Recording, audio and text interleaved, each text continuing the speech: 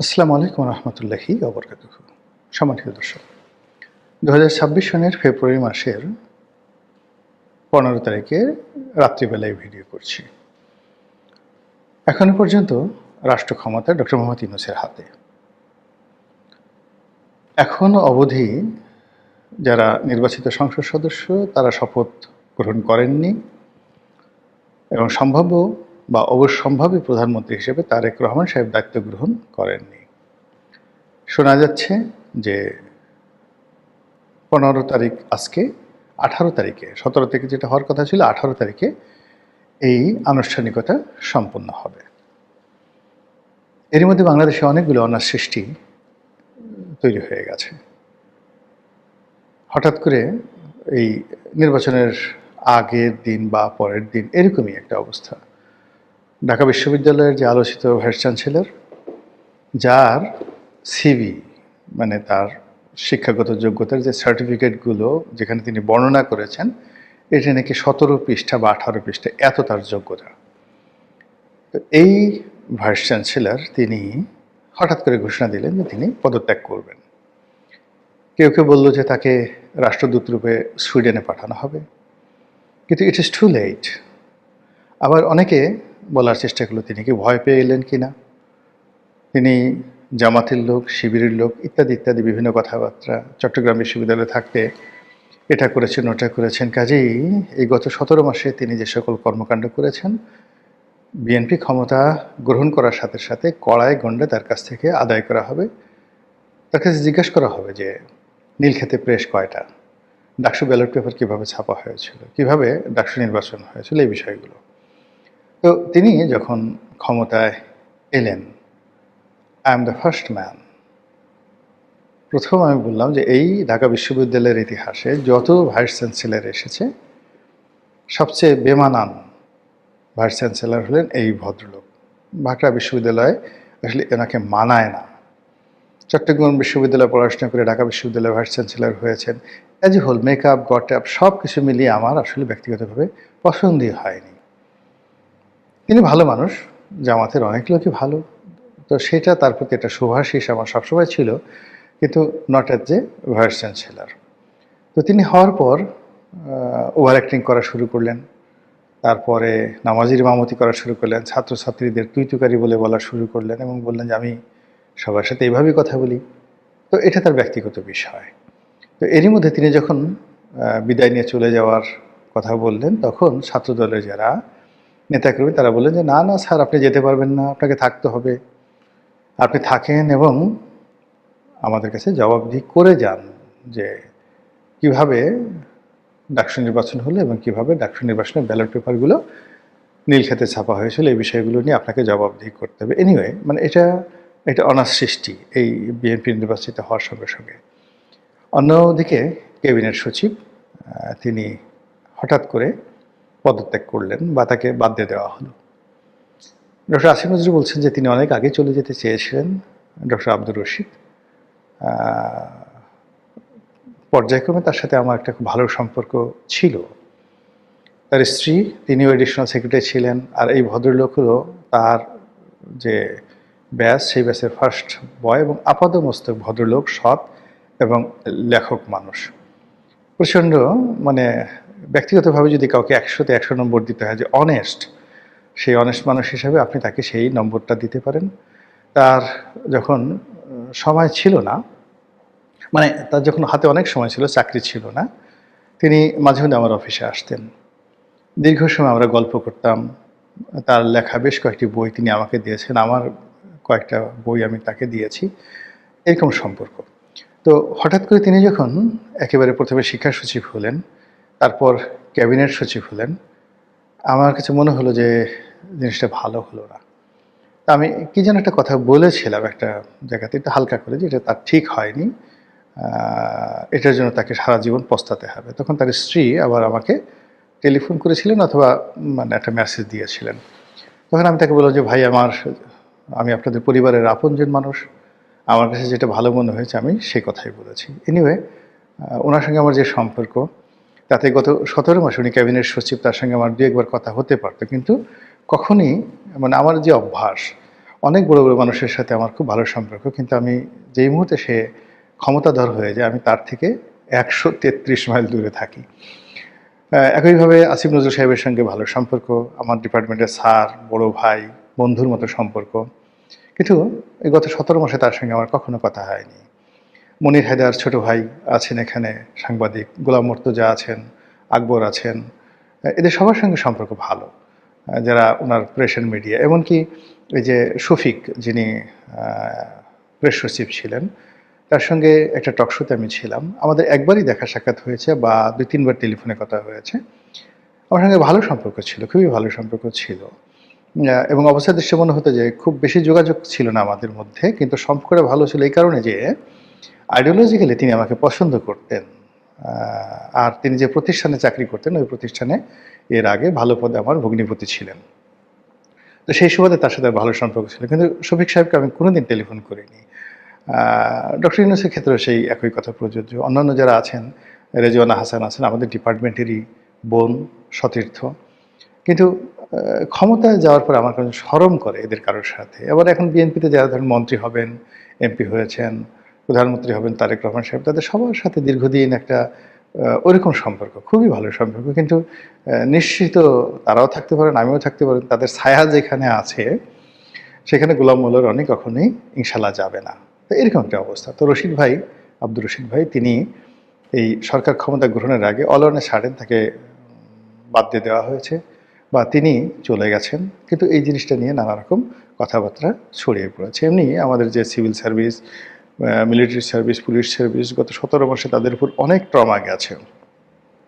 আর সেই ট্রমার সঙ্গে গত 17 মাসে আবার যারা সরকারের খুব কাছাকাছি ছিলেন তাদের উপর যদি আবার দ্বিতীয় ট্রমা শুরু হয়ে যায়, এবং আব্দুর রশিদ সাহেবদের মতো এরকম লোক যাদেরকে জামাত ট্যাগ দিয়ে যদি প্রশাসন থেকে তাদেরকে চলে যেতে বাধ্য করা হয়, তারপর এই যে পুলিশের আইজিকে নিয়ে কথা হচ্ছে, ঢাকা মেট্রোপলিটন পুলিশ কমিশনার থেকে শুরু করে অন্য যে সকল পুলিশ কর্তাদেরকে প্রেষণে এনে বা অবসর থেকে এনে তাদেরকে নিয়োগ দেওয়া হয়েছে, তাদেরকে দ্রুত তাদের পদ থেকে সরানোর জন্য নানা রকম দাবি উঠেছে।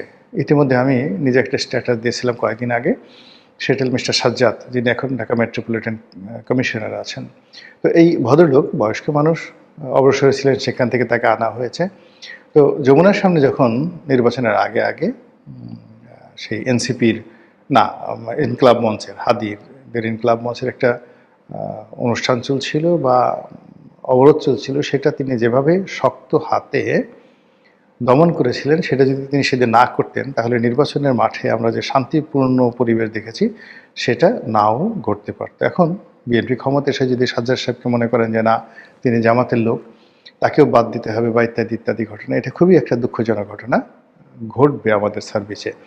এনিওয়ে, এরকম নানা রকম কথাবার্তা হচ্ছে। কেউ রাষ্ট্রপতিকে নিয়ে কথাবার্তা বলার চেষ্টা করছেন যে শাহাবুদ্দিন চুপ্পু কী করবেন, তিনি কি পদত্যাগ করবেন নাকি সরকার তাকে রেখে দিবে, বা সরকার যদি তাকে রেখে দিতে চায় তিনি কি থাকবেন, ইত্যাদি নানা রকম প্রশ্ন। আর সবচেয়ে বেশি প্রশ্ন হচ্ছে ডক্টর মোহাম্মদ ইউনূসকে নিয়ে।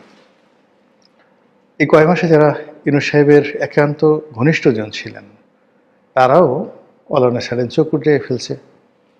ইউনূস সাহেবকে তারা যে চিনেন, কথাবার্তা ভাবসাব দেখলে মনে হচ্ছে না। আবার সেই ইউনূস সাহেব যদি 2 দিন পর রাষ্ট্রপতি হন, এখন যেভাবে সংস্কার কমিশন হয়েছে সেই সংস্কার কমিশনে রাষ্ট্রপতি এবং যাকে বলা হয় প্রধানমন্ত্রী, এই দুজনের ক্ষমতার যে ভারসাম্য তৈরি করা হয়েছে, এটা যদি বাস্তবায়িত হয় তাহলে পাকিস্তানের প্রধানমন্ত্রীর যে এক্সিকিউটিভ পাওয়ার সিন্স 1950, অর্থাৎ পাকিস্তান শুরু হওয়ার পরে মোহাম্মদ আলী জিন্নার যে গভর্নর হিসেবে তার যে পাওয়ার ছিল, এই পাওয়ারটাই মোটামুটি পাকিস্তানের রাষ্ট্রপতির রয়ে গেছে আংশিকভাবে। এবং প্রেসিডেন্ট ইয়াহিয়া খান, প্রেসিডেন্ট আইয়ুব খান, তাদের যে ক্ষমতা ছিল প্রেসিডেন্সিয়াল ফর্ম অফ গভর্নমেন্টের দিক থেকে, যেমন জেনারেল পারভেজ মোশাররফ, জেনারেল জিয়াউল হক, ঠিক সেই ক্ষমতার একটা বিরাট অংশ এখনও পাকিস্তানের রাষ্ট্রপতির রয়েছে। তো ওইরকম একটা আদল দিয়ে বা ওর সাথে আরও মডারেট করে আমাদের সংবিধান সংশোধন করে রাষ্ট্রপতিকে বিশেষ ক্ষমতা দেওয়া হবে। এখন সেই রাষ্ট্রপতি ক্ষমতা নিয়ে যদি প্রধানমন্ত্রীকে বিপদে ফেলতে চান তাহলে তিনি সেটা পারবেন। তো এক্ষেত্রে আসলে প্রধানমন্ত্রী তারেক রহমান সাহেবের একান্ত ঘনিষ্ঠজন যদি রাষ্ট্রপতি না হন, এটা তার জন্য একটা থ্রেট হিসেবে কাজ করবে। এক্ষেত্রে তার জন্য সবচেয়ে নিরাপদ তার স্ত্রী। তার স্ত্রীকে যদি রাষ্ট্রপতি হিসেবে মনোনয়ন দেওয়া হয়, তাহলে তিনি নিরাপদ। এমনকি তার দলের যারা লোকজন আছেন, একান্ত ঘনিষ্ঠজনকেও রাষ্ট্রপতি বানিয়ে তিনি যাকে বলা হয় নিশ্চিন্তে থাকতে পারবেন না। সাবেক প্রধানমন্ত্রী শেখ হাসিনা তিনি খুব আদর করে, যত্ন করে, ভালোবেসে জাস্টিস শাহাবুদ্দিন আহমেদ সাহেবকে রাষ্ট্রপতি বানিয়েছিলেন, যাতে করে লোকজন তাকে উদার বলে, ভালো বলে। তো তিনি ৯৬ সনে ক্ষমতা আসার পরে এই কাজটি করেছিলেন অমরত্ব পাওয়ার জন্য, কিন্তু এর জন্য তাকে অনেক দায় পরিশোধ করতে হয়েছে। এবং রাষ্ট্রপতি শাহাবুদ্দিন সাহেব আমাদের কাছে খুব জনপ্রিয় ছিলেন, কিন্তু তিনি ক্ষমতায় বসে শেখ হাসিনাকে এমন জ্বালান জ্বালিয়েছেন, তার জিনা হারাম করে দিয়েছিল। তো এরপর থেকে তিনি আর সে ঝুঁকি নেন, এবং সর্বশেষ ধরেন যে শাহাবুদ্দিন চুপ্পু সাহেবকে তিনি অতিশয় স্নেহ করতেন, কিংবা জেনারেল ওয়াকারুজ্জামানকেও তিনি অতিশয় স্নেহ করতেন, এবং খুব ঘনিষ্ঠ জনকে তিনি এই পদে বসিয়েছিলেন। এবং এই দুটো পদ নিয়ে যদি এখন শেখ হাসিনাকে তার সামনে গিয়ে বলা হয় শাহাবুদ্দিন চুপ্পু কিংবা জেনারেল ওয়াকার, বিশ্বাস করেন মুহূর্তের মধ্যে তার ঘুম হারাম হয়ে যাবে, তার মেজাজ গরম হয়ে যাবে, তিনি আউট অফ কন্ট্রোল হয়ে পড়বেন। তো এক্ষেত্রে যদি তিনি সজীব ওয়াজেদ জয়কে রাষ্ট্রপতি বানাতেন, কি ক্ষতি হতো? কোনোই ক্ষতি হতো না। তিনি যদি শেখ রেহানাকে রাষ্ট্রপতি বানাতেন, কোনো সমস্যা ছিল না। তো এখন এই যে বাংলাদেশে যে পর্যায়ে সংস্কার হতে যাচ্ছে, যে পর্যায়ে সব কিছু উচ্চকক্ষ হতে যাচ্ছে, নিম্নকক্ষ হতে যাচ্ছে, তো এই ব্যাপক সংস্কারের মধ্যে যদি তারেক রহমান সাহেবের হাত পা বাঁধা থাকে, উচ্চকক্ষের সঙ্গে হাত পা বাঁধা থাকে, পার্লামেন্টে হাত পা বাঁধা থাকে, সংবিধানে হাত পা বাঁধা থাকে, বঙ্গভবনের সঙ্গে, তিনি আসলে কিছুই করতে পারবেন না। আনাকুম জানাকুম এইভাবে করে নিধিরাম সর্দার হয়ে দেশটাকে আরও খারাপ অবস্থার দিকে ঠেলে দিয়ে তাকে পত্রপাঠ জেলে যেতে হবে, পত্রপাঠ ক্ষমতা হারাতে হবে। তো এই জায়গাটাতে তিনি কতটা স্যাক্রিফাইস করবেন, কতটা উদারতা দেখাবেন, বা কতটা কমিটমেন্ট তিনি রক্ষা করবেন, সেটা তার ব্যক্তিগত বিষয়। কিন্তু তার সঙ্গে যখন ডক্টর মোহাম্মদ ইউনূসের লন্ডনে বৈঠক হয়েছিল, তখন এই কথা সর্বমহলে ছড়িয়ে পড়েছিল যে সম্ভবত ডক্টর মোহাম্মদ ইউনূসের সঙ্গে তার একটা চুক্তি হয়েছে, তিনি তাকে রাষ্ট্রপতি হিসেবে বসাবেন।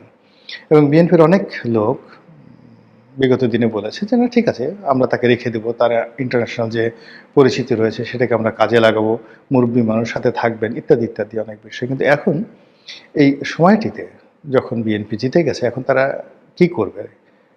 ডক্টর মোহাম্মদ ইউনূসকে রাষ্ট্রপতি বানাবে? কিন্তু ইতিমধ্যে ইউনূস বিরোধী যারা লোকজন রয়েছেন, তারা বলার চেষ্টা করছেন যে এই বেটাকে ছাড়া যাবে না, এই কাজ করেছে, ওই কাজ করেছে, তাকে আবার জেলে নিতে হবে, তার বিরুদ্ধে বিচার করতে হবে। এবং আপনি অচিরেই দেখবেন যে বিরাট বিরাট গ্রুপ তার বিরুদ্ধে রাজপথে নেমে গেছে, মিছিল করছে, মিটিং করছে, শহীদ মিনারে অনশন করছে, মানে ডক্টর মোহাম্মদ ইউনূসের বিদেশে যাওয়া যাবে না। আর অন্যদিকে যেটা হচ্ছে, ডক্টর মোহাম্মদ ইউনূস নিজেও টেনশনে আছেন। এর কারণ হলো তার একজন উপদেষ্টা ইতিমধ্যে তিনি দেশ ছেড়ে পালিয়েছেন। তারপরে আরও বেশ কয়েকজন এই গত ১৭ বছরে যারা খুব বেনিফিশিয়ারি ছিলেন, তার মধ্যে উত্তর সিটি কর্পোরেশনের যিনি মিস্টার রেজাদ ছিলেন, তাকে নিয়ে বহু কথাবার্তা হচ্ছে। তারপরে তার আমাদের বেশ কয়েকজন উপদেষ্টা, বিশেষ সহকারী, তাদের আর্থিক দুর্নীতি এবং তাদের ডুয়েল গেম, তারা সেনাপ্রধানের সাথে যোগাযোগ রেখেছে, তারেক রহমান সাহেবের সাথে যোগাযোগ রেখেছে, ইউনূস সাহেবকে বিভ্রান্ত করেছে, এমনকি শেখ হাসিনার সাথেও যোগাযোগ রেখেছে। এরকম বেশ কয়েকজন উপদেষ্টা সম্পর্কে নানা রকম তথ্য রয়েছে, এবং এই উপদেষ্টাগুলো এখন আবার আওয়ামী লীগ বাদ দিয়ে বিএনপির সঙ্গে বা বিএনপি ক্যাবিনেটে ঢোকার জন্য তারা নানা রকম চেষ্টা তদবির করে যাচ্ছে, এবং এটা অনেকজনের নাম ডাইরেক্ট চলে আসছে।